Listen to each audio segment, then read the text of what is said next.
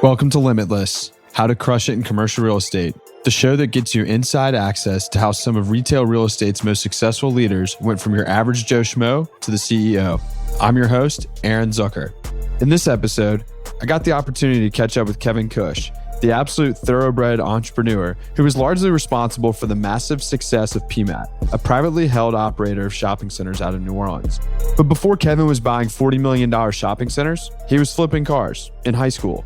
If you met Kevin, you wouldn't be shocked because he's got such a great personality that I'm excited for you guys to get to know a little bit better in the episode. So let's jump right into it. Hey everybody, Aaron Zucker here, the host of Limitless, How to Crush It in Commercial Real Estate. Wanted to take a quick second and thank the guys over at CASSource, who are a phenomenal agency that helped me put together this idea of creating this podcast into a reality. They're willing and able to not only put together a podcast, but any other great marketing content that you may need. And I'd highly recommend reaching out to them. The man, the myth, the legend, Mr. Kevin Kush, joining That's me. I me. appreciate it. Thanks for taking the time. Absolutely. Thanks for inviting me, Aaron. So let's just get right into it. Tell me your background. Like, start from real way back. Like, where are you from? How'd you grow up? What was your upbringing like? Sure. So I'm a mutt is what I'd say. Out of all places, I was born in Rhode Island, moved around the Northeast a little bit, and then ended up in Nashville before I was 10.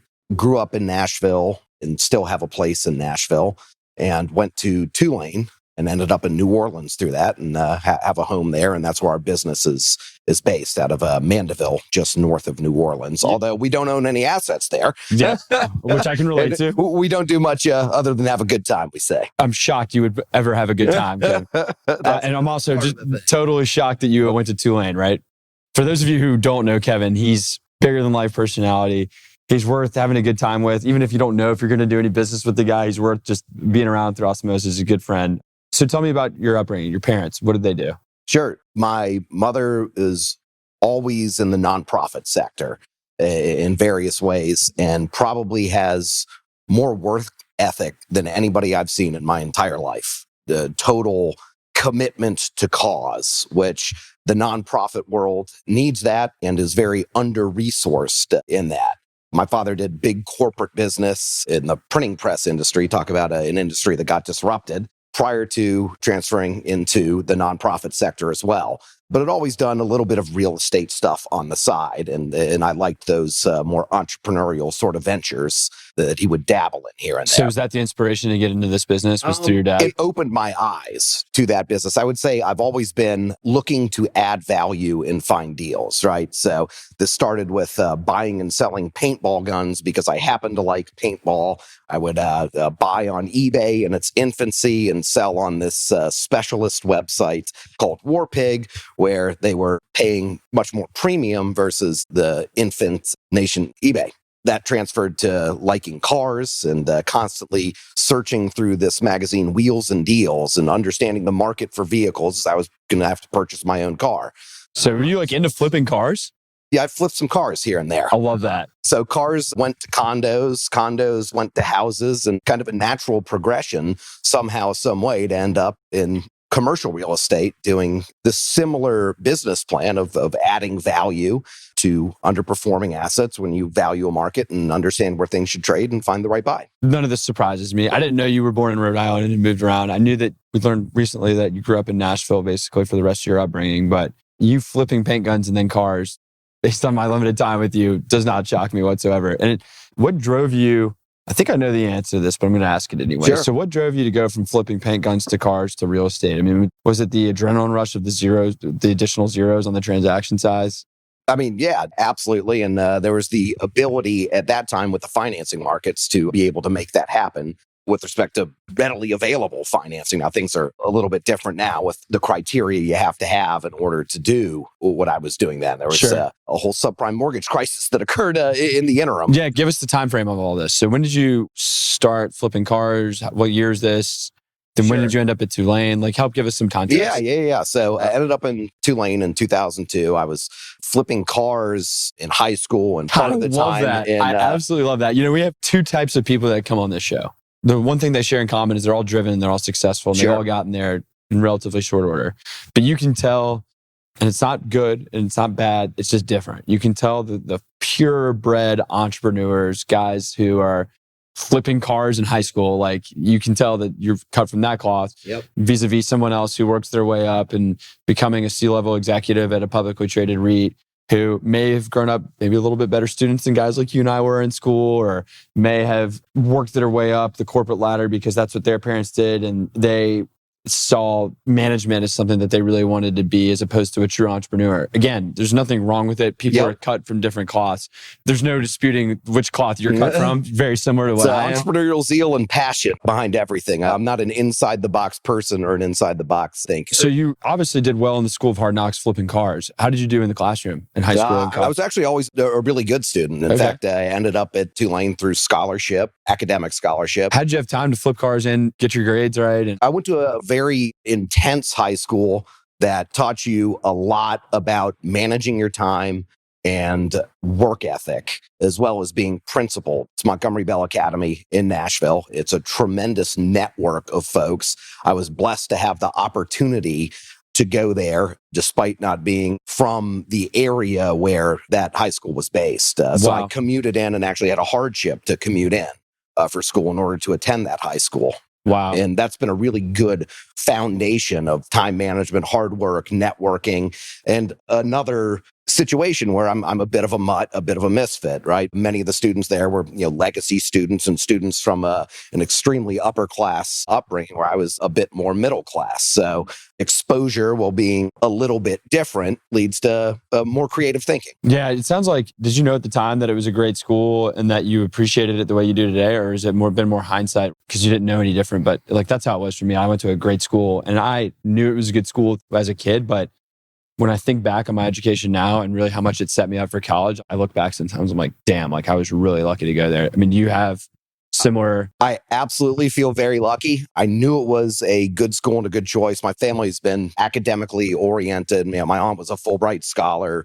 perfect SAT Yale situation. Both of my grandparents were professors at Penn State. So, and with time in the Northeast, I had a few choices. I said, okay, I can try and go to Phillips Exeter, Phillips Andover, one of the really elite boarding schools, or I can find some place to be in Nashville, close to what's now home in a community that I've built that I think will pay dividends in the long run.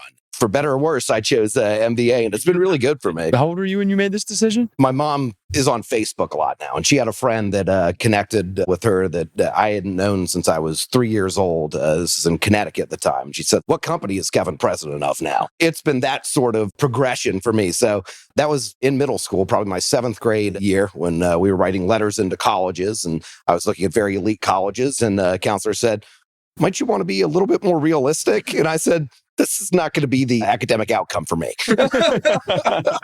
That's okay. So you go down to Tulane. Did you know you wanted to be in real estate at that time? I knew I wanted to be in business. I wasn't sure in what field of business. I was participating in real estate through college with flipping condos and houses and whatnot. Very simple sort of a situation. There was an area where it's all primarily elderly folks and one-level condos where they needed some sweat equity and renovation to bring them up to snuff. And there was a very clear differential for where they would trade renovated versus not renovated. And I was willing to put in that work. So you did the sweat. Oh, yeah. Wow. Good for you. Yeah. Yeah. Very limited capital to do it. A few $1,000s, but amazing raw dollar returns for a kid in college. Right. So you made good money. What year are we in roughly? That's 2003, 2004. Okay, so the market was right for it because timing matters in this business, I've found out. Yeah, that's a good time to do it. And so you graduated from Tulane in 2004. Graduated from Tulane in 2006. So you're a freshman and sophomore to doing this stuff. Yeah. That sort of time frame. All while balancing a social life, I'm sure, along with an incredibly dedicated academic career. Absolutely. So folks don't know this about me and don't believe it, but I was a valedictorian at Tulane A.B. Freeman School of Business.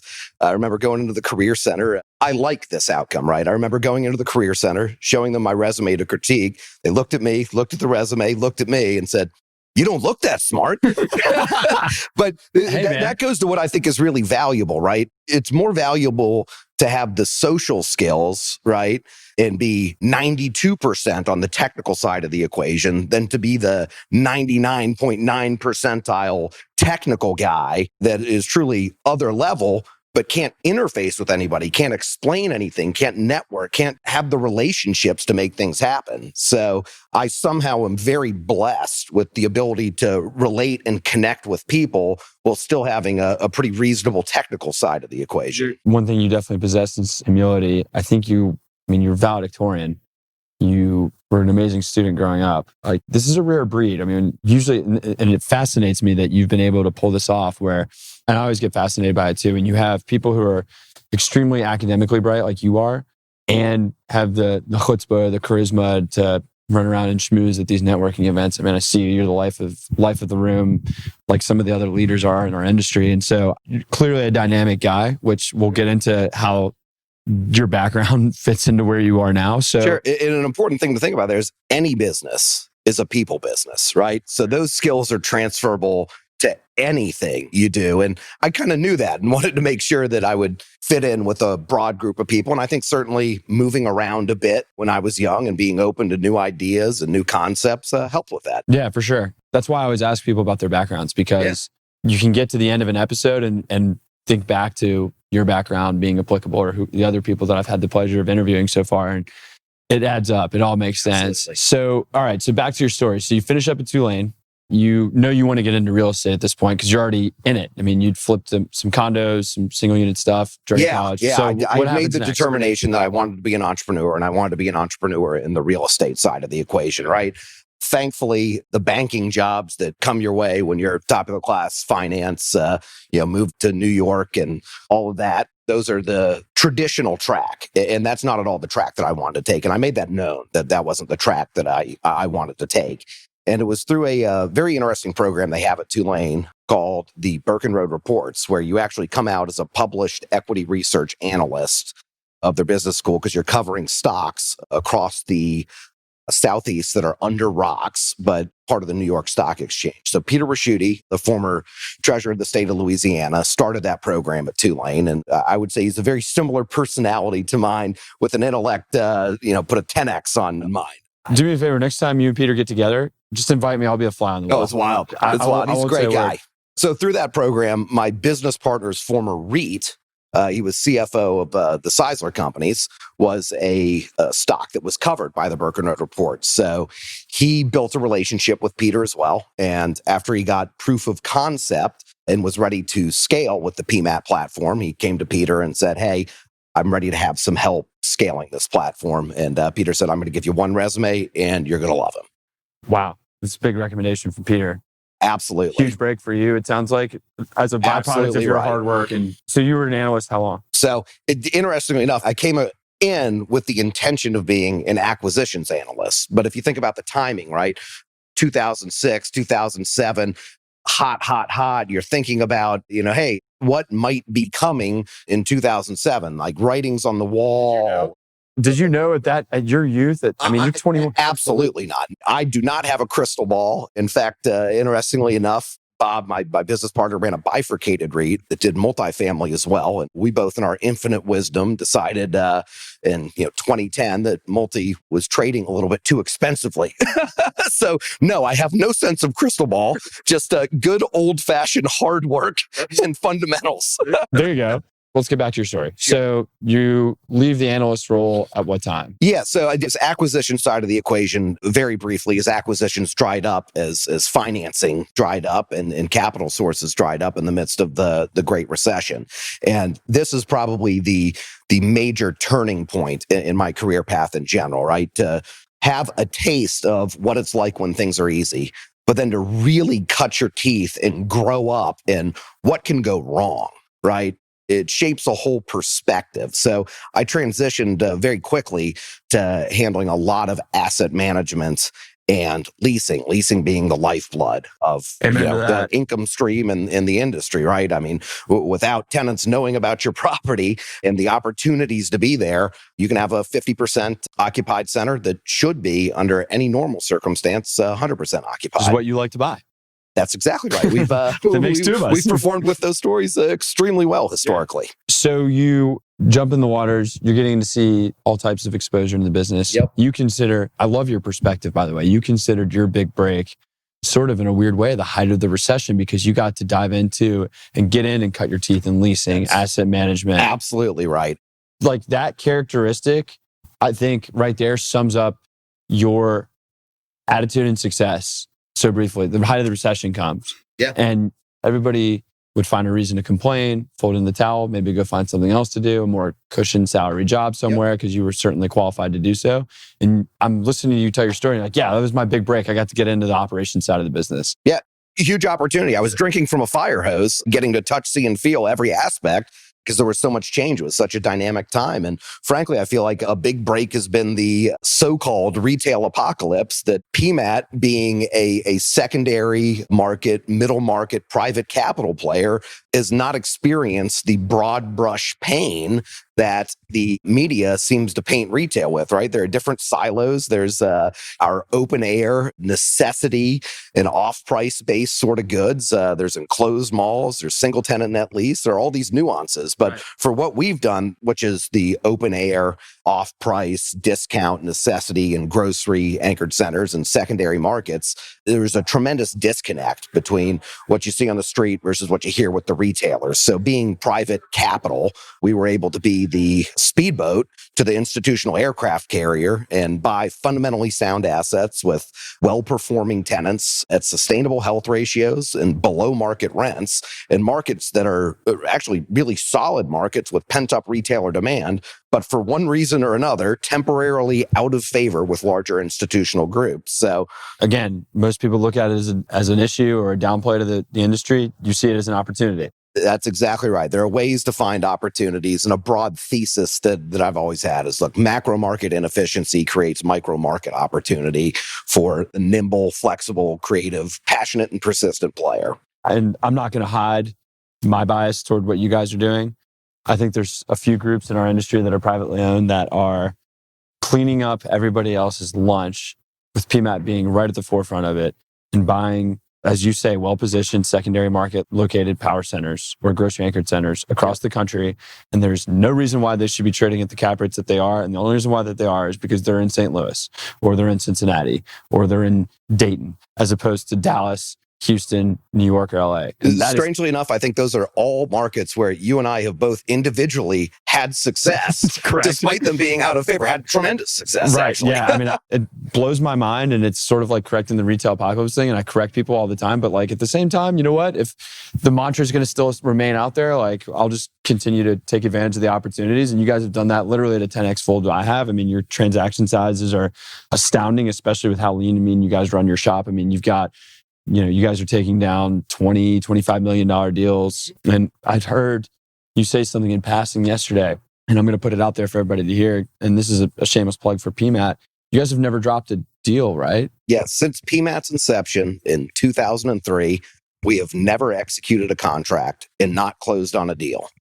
So that 1,000 batting average is part of our secret sauce, right? You guys don't pay the most. I mean, you're correct. like Zig. Correct. Zig does not pay the most.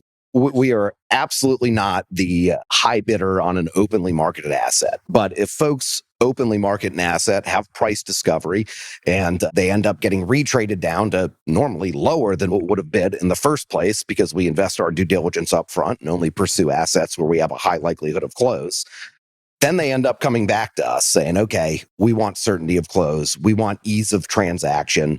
We know you're going to provide it. This is the number. Can you do it? And in those circumstances, we turn around and give extremely quick response time. Right. I think that's part of the value too, is that you guys act quickly. Absolutely. Yeah. I mean, private family owned offices, like, family offices like you guys and like Zig is if you aren't nimble and you don't respond quickly, like you got no shot, because absolutely. If they're looking purely at your resources, you have institutional competition out there. Yep. So you guys are doing something that sounds relatively straightforward and focused in theory, but you're executing on it, and you're out executing on it compared to the average buyer of these assets, and it shows in your success. And I can't commend you guys enough for it. So we've been truly blessed with some great capital relationships, some great REIT relationships, some great tenant relationships. And it all goes back to, similar to executing on 100% of the deals we've put under contract since inception. It's a do the right thing mentality, right? Yeah. We don't need someone to lose for us to win.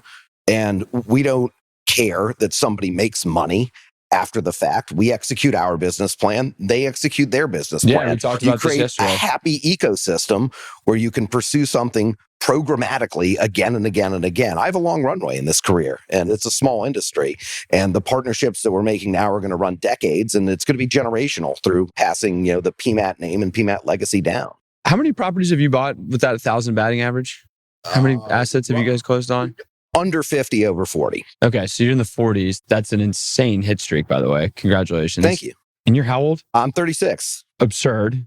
Absurd success story. Again, I'm tickled that the people, and humbled that the people who have decided for whatever reason to join me on this podcast. It's like, as I continue to go on with this, the entrepreneurs and executives that I'm interviewing are getting younger, and their stories are equally as impressive. It's insane. And it blows my mind how quickly you guys have scaled the business and done it the right way. Batting 1,000% is incredible. So kudos to you guys for that. Now, all that being said, sure, you got to have an embarrassing story for me from when you were first getting started. Yeah, I know you're like Mr. Perfect academically and this guy with all this charisma, but you had to have screwed up once. Sure.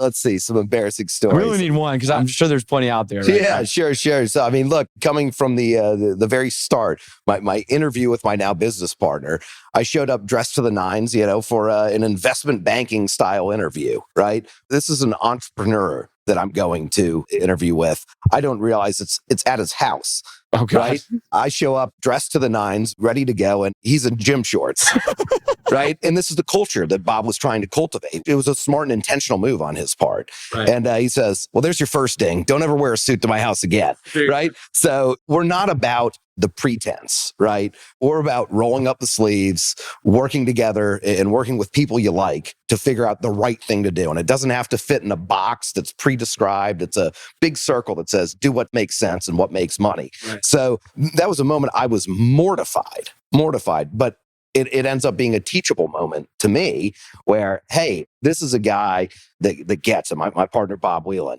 he is the guy that's building something unique and somebody that I want to work with. And I think 20 minutes into the interview, we both knew this is going to be a really good marriage. Right. And you guys have been married, let's call it, how long now? Yeah, it's almost 15 years now. Wow. I bet time seems like it's flying. Absolutely. You blink and 3-4 years have gone by. So you're a unique case because you basically got your dream job / got to the point in your career, title-wise at least, at like 22. Yeah. So look, I wasn't president of the company until post-recession. So call it whatever, 2013, 2014. Right. So at that point, you're 28. Sure. In my 20s. But in my defense, my business partner was a 29-year-old CFO of a New York Stock Exchange REIT. So yeah, Bob's he is also an outlier. For sure. So your story is a little bit unique, but all that being said, I still think you have plenty of wisdom to dawn on to some of our listeners. So I'll kind of just throw some rapid fire questions. Sure, let's do it. That's cool. How do you navigate your weaknesses? You hire for your weaknesses, and we like to run our shop lean and mean. So it's mostly strategic partnerships with folks, right? Even if we leave a little bit of money on the table, which we very much admittedly do. We are not fee heavy. We are extremely fee light, but you hire the right folks that have the strengths that you lack. So you can spend the most time in your zone and do the things that you're the most passionate about, that you enjoy the most, and that you're better at than other folks. Great answer. Also pointing out that your team is just the three of you guys, right? You, Bob, and... Yeah, it's myself, Bob, and Benny. Benny is another Tulane grad that is well-educated. Well-educated. Another guy that is very strong academically, but also very strong interpersonally. And we have a new hire coming on this summer as well, another Tulane grad that I happened to mentor, and I had no concept that he would stay in New Orleans and work with us. I was recommending him to, some of the C-suites of the REITs that I have relationships with to get him in the big REIT route, as his father was in banking in Chicago. And he said, no, I'd stay if I could work with you guys. And we jumped all over that. We feel really blessed of him coming on. It's not shocking given your academic background coupled with your ability to schmooze. It's funny to me because you said hire your weaknesses. You only have couple other people in the office. And that's a testament to A, that you really don't have that many weaknesses, as we've figured out by not you're doing. Even I'm smart enough to come up to that conclusion. And B, it says that you guys, if you wanted to build out a huge platform, you easily could. I mean, it doesn't, there's nothing stopping you from doing that. But it speaks a lot to the culture that you're building there. And sure, big picture for us, it's passion and it's principle. So as much as we want a good interpersonal mix, right? And not just folks that are good interpersonally as a face of PMAT out interacting with the rest of the ecosystem that we interface with, but also can be in the trenches with us, right? Because we do a lot of 16-hour days, right? When you're doing quick response time to REITs, that $25 million asset is a rounding error to them, whereas it's the most important thing in the world to our platform and our investors at that time. You need to be all hands on deck and you need to be ready to go when it's time to go. So you want to be in the trenches with the right folks, and we hire character over competence. You learn the competence side of the equation. You hire the right character. You strategically align yourselves with the right people. And we would rather make less money more happily with the right people than squeeze every dollar out. Says a lot about you. I mean, it all adds up to me as I've gotten to know you over the years. Yeah, it is a long game. You're not kidding about that.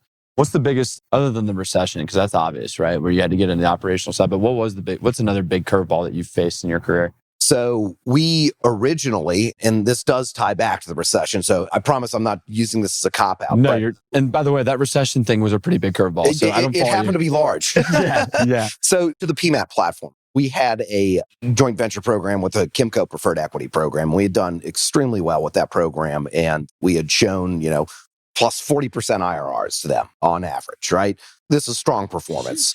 And despite our individual performance, and this leads straight to, again, the disruption and the so-called retail apocalypse, but despite the individual performance of us in that program and of that program in general, the street, in their infinite wisdom, said Kimco needed to shut that down and focus on their core, right, of wholly owning assets, not through joint venture, not through preferred equity. So 40 IRR, I don't give a damn what you're doing. You can buy whatever you want with my money. That's what I like to think. But, this is not on $2 billion of assets. So it doesn't move the needle for them, even if the returns are good. It's not enough raw dollar for them. So their crumbs are absolute feasts to small private capital guys like me. So a huge curveball was having our main capital source dry up. So we went through a number of iterations. This is in the midst of the recession. And we landed on a couple of really good family offices that are very flexible and responsive and have absolute trust in us. And that's through open communication and transparency and having a proof of concept and track record that we can fall back on and a sterling reputation. How'd you get mixed up with the family offices? Just through networking? Or? Yeah, through networking, primarily some folks that I had grown up with and that had a good reputation of hardworking, good guy in general, and through some relationships in New Orleans as well. Probably not an accident that you went the private route. Not at all. Yeah, not at all. So that goes into the whole thesis of macro market inefficiency creates micro market opportunity. Yep. One of the pieces of wisdom that Bob got from the prior chairman of the REIT was simply buy when the REITs sell and sell when the REITs buy. Pretty simple, but it's done well for us. Sometimes this business it can come across as so complex, and then there's times there it is, but sometimes it can be so simplified. Absolutely. Yeah, Absolutely. Somebody asked me the other day, what's your hold period? I said, I don't know. I tried to sell it when the property's worth the most. Yeah. Absolutely. That's the idea. Absolutely. So what's the craziest deal you've ever worked on? Craziest deal that we've ever worked on. And I, in fact, talked about it today previously. We had a development we were doing where TJ Maxx was inappropriately located within the market. They were standalone with a little bit of shop space and a corridor that, it had the Walmart, but they were removed from the Walmart. And we had a major power center that we were redeveloping, grocery anchored, has a lot of the good co-tenancy there. But TJ Maxx had some significant term on their lease. Oh, now the hair comes out. Okay, I'm like thinking to myself, sure. You're relocating TJ to a perfect co-tenancy. This is down the fairway. Where's he going with this? Exactly. It's the term that would get in the way. But because we don't have a dividend that we have to pay, because we have the right flexible capital partners, we were able to give TJ Maxx, I think it was just over 3 years of free rent in order to have them go ahead and go dark and relocate into our project. And in doing so, we had coattails from 3 or 4 other tenants that liked to co-tenant with TJ Maxx. So yeah, you were using TJ as a loss leader essentially to well, A, improve the credit profile of the shopping center because TJ has phenomenal credit. And B, you were able to go back to those other retailers that you would love to have with them and just make the project go from what sounded like it was already pretty good before to grand slam. Yeah. And at the end of the day, is it even a loss leader? Sure, you're giving up some free rent, but you're getting strong credit for the long term. So it's just a different long-term sort of perspective. I mean, certainly in terms of a immediate cash on cash play, right? It is, but real estate's also a vehicle to turn ordinary income into long-term capital gains, right? So if you get the capitalized value of that rent anyways, it still pencils nicely and is not a loss. So what did you guys do? Sell the deal sooner and credit the NOI? I would say that's a common strategy of ours, right? If we give some free rent as an incentive, we'll do a make whole at sale and get the capitalized value of the ultimate rent at the end of the day. And for those of you out there who are just getting into the business and feel like we just kind of threw some major darts out there and it was in a different language, I'd encourage you to email me directly. I'm happy to kind of walk you through what could really sound like Chinese, but once you hear it explained out, it's actually pretty simple. We're using big fancy words that when you think about the definition in the application, they're pretty simple processes. Yeah, learning the lingo of an industry is important and something that takes time and something that folks kind of hold dear as their competitive advantage because other folks just don't speak it. Get yourself a good mentor, someone like Aaron, perhaps, that can help you navigate these waters if you're early in the business. Mentors, let's talk about that. Oh, yeah. Who are they? Who are they, I should say? And tell us a little bit about that. Yeah, look, being a mentor and being a mentee is a critical part of who I am and where I am, right? At the end of the day. Peter Raschuti was a mentor that hooked me up with Bob Wheatland, who is my partner and also a mentor. So every step of the way, I was mentored. I end up mentoring a guy that is coming on as a new hire for us. I had no agenda whatsoever other than I think he is a bright kid, went to the same university as me, and I'd like to help him in his career path. And we just happen to be like-minded and aligned enough that he might have shifted his mentality of where he might want to be and what he might want to do just in seeing what I do day in and day out and spending some time with him. That's amazing. And of course, your mom sounds like she was an incredible mentor. And my father as well. I've said it a few times. I'm a huge mutt, right? My father is the hyper analytical guy that'll just go in a cave and tear through things looking at values, right? My mother is the absolute social butterfly that will put people together. She loves nothing more than to put people together and see that flourish. I mean, and I have a passion for that too. Yeah, it shows for sure. It's hilarious. My mom she's executive director of a nonprofit called Saddle Up in Nashville. Great cause. It's equine therapy for developmentally delayed and disabled kids, right? And Chris Keeler from Burlington actually met her at a major event that they throw and immediately was taking selfie pictures with her, sending me a photo saying, wow, your mom is awesome. I get it now. And it's amazing to see her flourish, right? And to see the respect that she gets, even with folks that I happen to know that I would never expect to meet her. Wow. That's awesome. Yeah, it's really cool. Well, we're thankful that she passed that gene along to you because I'm sure you've connected more people in the room than you even know about today. We're here at Open Air Conference. Hopefully a lot more to come. Amen to that. And we both are fortunate to have so much time left in this incredible industry that we both owe it to each other and the people out there and to give back to the industry and do that. Absolutely. Yeah, we need a lot more young talent to come into this industry. And I do worry that the headline risk of it has deterred folks, but it's a cool, dynamic industry and it's doing what all industries do is adapt. Right? The young folks can be on the forefront of that adaptation and come in and help to shape an industry even.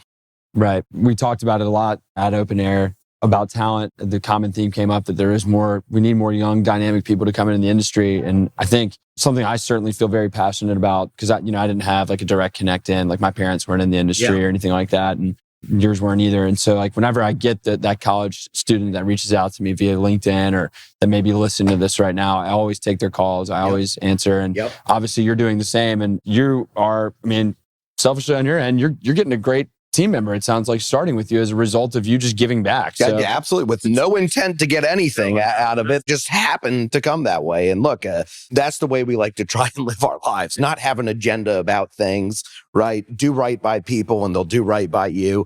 There are certainly a lot of egos in this business and there are certainly a lot of sharks in this business. We are very careful with who we choose to do business with. Sure. I don't blame you. I've heard some horror stories. I've had a few that I'm fortunate that I've been able to surround myself with good people like yourself in the industry. Absolutely. And we're out there and there are a lot of us, and forming those right strategic partnerships and doing the right thing by people and creating that ecosystem, right? That's going to have a long runway. So affiliating yourself with great people, no matter what they do. I mean, you and I, in theory, have no reason to do any business together because you're a landlord and I'm a landlord and I buy income producing property and so do you. Sure. But we have a good relationship. Yep. And we were actually talking about yesterday how there's opportunities for us to work together. So I think it's pretty clear to the people who are listening out there, who, whether if they've been in the industry for 20 years and just like Kevin Kush and want to hear what he'll say into a microphone at any given moment, all the way to that college kid who's even exploring the idea of maybe getting into the industry, that there's good advice associated that we at least both echo, that you should be partnered up and talking to good people all the time. What other advice do you have for someone who's either looking to break into the industry or someone who's maybe just a couple of years in who wants to take an entrepreneurial path or a C-level job type path that you've been able to succeed with and turn into? Network. What Never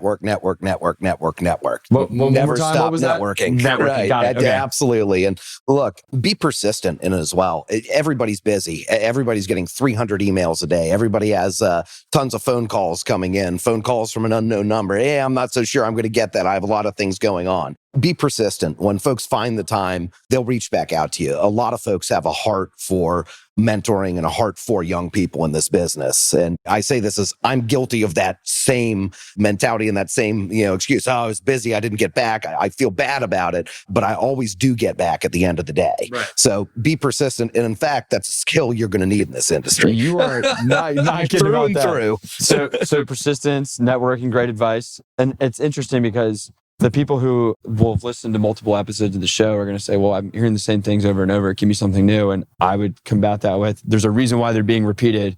I've had several people in here who are under 40 that own sizable organizations like yourself or C-levels at REITs. I mean, it's not rocket science to execute the right way, but you got to do it. You got to follow through with the work. So, and I wasn't coached at all. This is pure happenstance that it's the same advice. I mean, there's some tenets of being passionate, being persistent, networking, the whole true. Are you a reader? Do you read books? Yeah. I figured that. I didn't know if you'd burn out after your reading days in academia when you were valedictorian, but what's one book that changed your life? That changed my life. Wow. There have been books that I recommend. In fact, I'm cultivating a reading list for folks that are interested in commercial real estate and different books that I wish I had read at the infancy of my career rather than now. In fact, I have lists that I have Jack. I'd happy to be helpful. Yeah. But there's a book. It may be a cheesy name, but the material and just the context behind what is being shared really is actually a value from an entrepreneurial mindset. It's Crushing It in Apartments and Commercial Real Estate. Okay. Right? Not Gary Vaynerchuk's Crushing It, which is also a very good book. Yeah, we get a bonus book. I like it. For sure. But Crushing It in Apartments and Commercial Real Estate. And it really helps with understanding the entrepreneurial mindset behind real estate ownership. Is it like get into the nitty gritty of like X's and O's as far as like how to put together deals with numbers? Or is it like, this is the mindset you need to have? Like, what's the... It is less mathematical, right, than it is kind of culturally and process-wise. Hey, here are ways to start out on a small scale and perspectives to have. Sure. Awesome. So I'm going to piggyback off your recommendation because I can do that. Yeah, absolutely. My show, right? Yours sounds more qualitative. I'll give everybody out there a quantitative book because we're on an entrepreneurial path right now. I mean, that's the path that you know, that's the path I know. Sure. Gary Rappaport's book, Investing in Retail Properties. I mean, that was like a Torah or Bible for me when I was considering going out on my own and learning the math and structuring partnerships. So I think between Kevin's recommendation and Gary's book, I would highly recommend for those of you who want to own real estate one day to kind of take these two paths and then also reach out to a guy who's very reachable like Kevin. He may take his time getting back to you because he's got like 50 deals in his pipeline and a bunch under contract that he's going to close because he has 1,000 batting percentage, but he will get back to you eventually, as I know he's always done with me at least. And I can tell you that I'd be happy to help as well. So the last question I'll leave you with, and this one's a little deep, so I apologize. Okay. Because I know we usually just laugh when we're together. But, hey, sure. So you are 36. Yep. And you have a long way to go in this industry. Absolutely. And you've already reached a pretty high point early in your career. So in theory, you're only going to go up from here, which I cannot wait to witness. And one day you're not going to be in the business anymore. You are inevitably, like everybody else in this world, as much as it sucks to say, you're going to die. This is getting deep. Yeah, it is. And ICSC is going to be like the legend Kevin Kush is no longer here. He retired, whatever. Maybe you decide to go move to a beach somewhere and hang out, which I don't see you doing. But maybe you do, but I still think... I like to work. Yeah, I don't see you doing. But let's assume you get out of the industry for whatever reason one day, many decades from now. Let's call it at least 100 years from now. Perfect. What do you want your legacy to be like in the industry? Like, I know you want your family to love you and everybody wants to remember to be a good person, but what do you want your commercial real estate legacy to be like? Sure. That I was principled and that I was passionate. That simple. Short, sweet, and 100% accurate. I love it. Yeah. On that note, perfect time to let you get back to doing your thing because I know you're a busy guy. Kevin, totally inspired from what you guys have been able to build at PMAT. As I've said to you in private, I'll say it to everybody that's listening out there.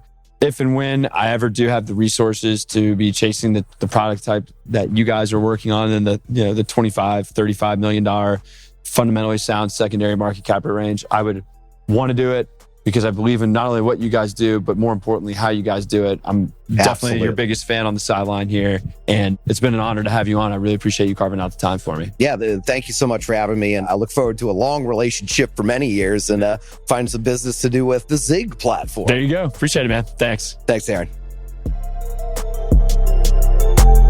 Thanks for listening to Limitless. If you like what you heard, it would mean the absolute world to me if you took a little bit of your time to subscribe. If not, perhaps even leaving a review, good, bad, or indifferent. And please feel free to reach out to me directly on my LinkedIn page or on our website, zuckerinvestmentgroup.com.